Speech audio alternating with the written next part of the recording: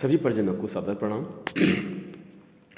आज मैं अपने परिजनों शांति कुंज के जो परिजन हैं उनके द्वारा सुनी हुई या ये कह सकते हैं आज भी गुरुदेव के साथ के जो कपिल बाबू जी हैं और वीरेश्वर उपाध्याय जी हैं, बहुत से कार्यकर्ता ऐसे हैं जो आज भी वहाँ मौजूद हैं, जो गुरुदेव के कदम से कदम मिलाकर चलते थे। उनके द्वारा एक सुनी हुई मैं एक बात आपको बताना चाहता हूँ। लोग पूछते हैं गुरुदेव कैसे थे, गुरुदेव ने क्या चमत्कार किए।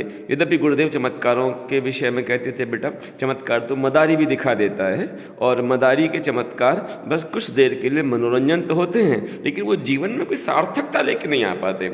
लेकिन गुरुदेव की एक छोटी सी बात जो मुझे मालूम पड़ी, मैं आज आप लोगों से कहना जरूर चाहूँगा।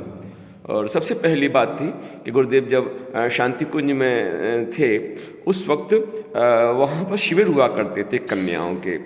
तो एक बार कुछ कन्याओं के वहाँ जो पत्र आते थे, उन पत्रों को पहले जो दादी थी, वो गुरुदेव की जो हमारी गुरु माता थी, वो उनको पढ़ती थी। पढ़ने के बाद और उनको वो उन लड़कियों तक पहुँचाती थी।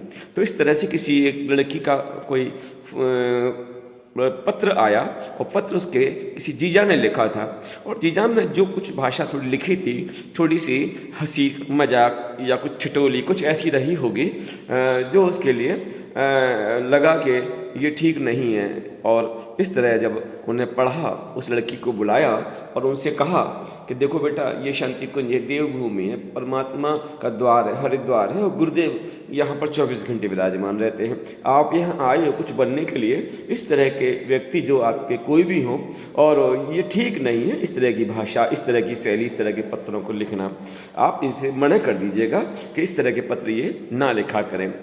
तो उस लड़की को बहुत शर्मिंदगी महसूस हुई, और हुआ क्या कि उस रात जब सभी लड़कियां लगभग सुबह जल्दी उठकर 3:30 पौने 4 पर कमरे से बाहर निकल गईं यज्ञ उसके लिए, जाप अनुष्ठान आदि के लिए, तो उस लड़की ने पंखे से झूलकर आत्महत्या कर ली।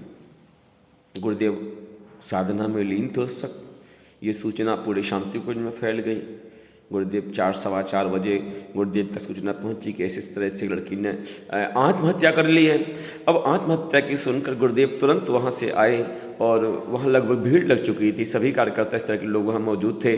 गुरुदेव उस कक्ष में घुस गए और सबसे कहा आप लोग हट जाइए, और अंदर से गुरुदेव ने किवाड़ लगा लिए, उसको पंखे से उतरवा कर सबको बाहर कर दिया और किवाड़ लगा लिए। लगभग पता नहीं गुरुदेव ने क्या किया, 6 साढ़े 6 तक गुरुदेव वहाँ रहे, और 6:30 बजे जब गुरुदेव ने दरवाज़ा खोला तो वो लड़की उनके साथ जीवित खड़ी हुई थी।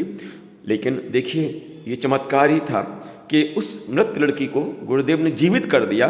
लेकिन जब लोगों ने पूछा गुरुदेव ये कैसे हो पाया, तो गुरुदेव ने कुछ नहीं, ये जिंदा थी और इसकी अभी सांसें बाकी थी, इसलिए थोड़े से उपचार के बाद ये ठीक हो गई है। इस तरह गुरुदेव ने ये श्रेय नहीं लिया कि हाँ ये अपनी तपबल से मैंने इसको जिंदा किया है, और गुरुदेव ऐसा कहकर फिर आगे की ओर चल गए। अरे ऐसे गुरु से हम जुड़े हुए हैं जिनने बहुत कुछ ऐसा किया जो बहुत बड़े चमत्कार से कम नहीं था, लेकिन कभी चमत्कारों को कहने की, सुनने की किसी की आवश्यकता नहीं समझी।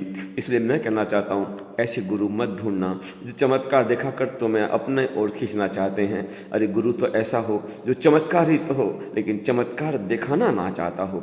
इसलिए जो चमत्कार दिखाना नहीं चाहता, दरअसल वही शिष्य के जीवन में चमत्कार पैदा कर सकता है। और इससे बड़ा दुनिया में कोई चमत्कार नहीं है कि नर जो है नारायण बन जाए, बस इससे बड़ा कोई चमत्कार नहीं है। बस आज की बात यहीं समाप्त। धन्यवाद।